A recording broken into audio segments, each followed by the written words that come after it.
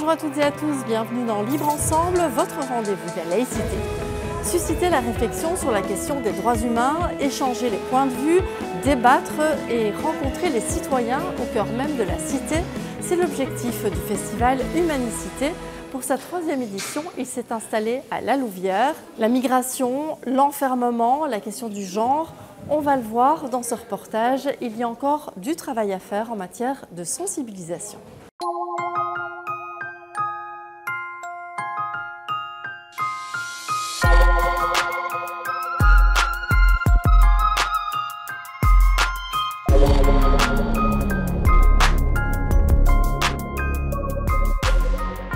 Virginie Roméo, on est ici à la Maison des Associations où se déroule une partie du festival Humanicité. Ce festival, quel est son objectif ?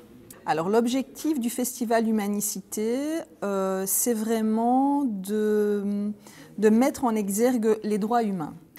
Comme par exemple les questions liées à l'environnement ou les questions liées à la précarité, ou encore celle sur la question du genre, ou la question des genres. Les questions liées à l'enfermement. Donc toutes ces questions qui nous préoccupent et sur lesquelles on travaille au quotidien, je vais dire, on avait vraiment envie de les travailler, de les questionner avec les publics.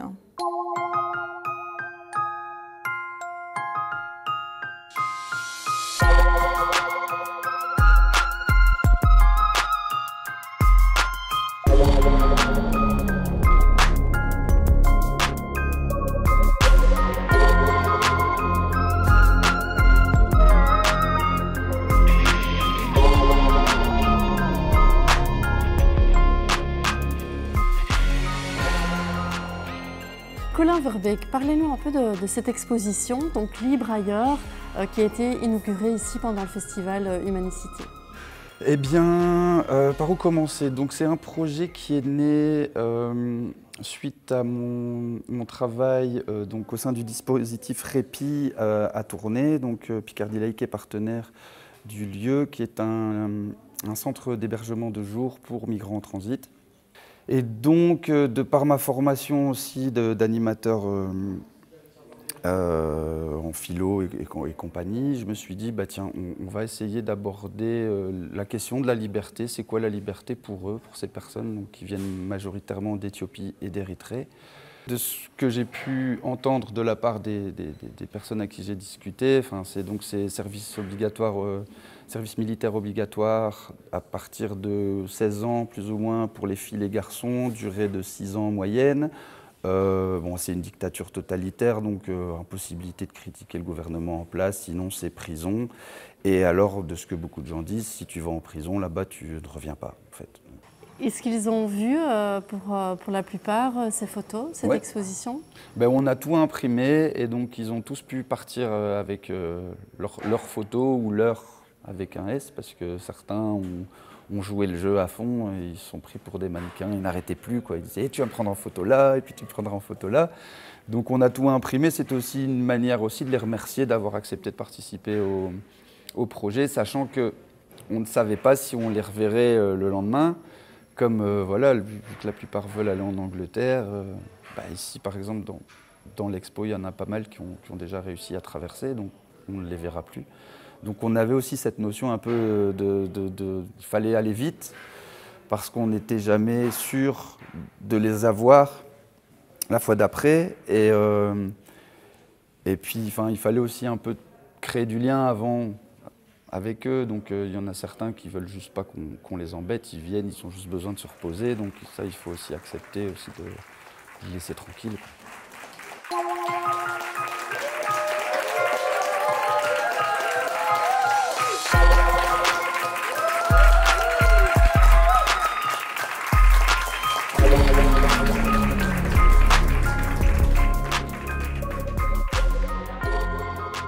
Donc unique en son genre, c'est des lectures de contes.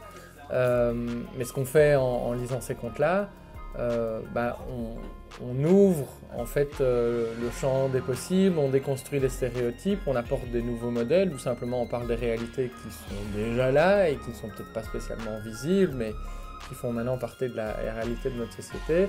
Donc l'idée, c'est justement à des enfants pour qui tout est un peu en construction, de montrer d'autres façons, de montrer d'autres modèles, de permettre l'émancipation et l'épanouissement le plus large. Donc, devenu hardi combattant, il affronta les malfaisants. Ping! Mais Rikiki en action. Hein. Grand défenseur des petites bêtes, il brandissait sa baïonnette. César l'intrépide et sa bande entrèrent ainsi dans la légende.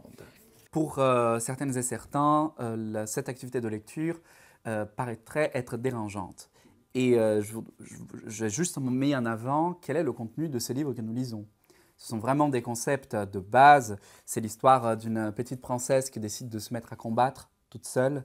C'est l'histoire d'un ensemble de poules qui en ont marre de nettoyer la basse-cour toute seule. Donc ce sont des concepts qui étaient déjà là depuis les années 60.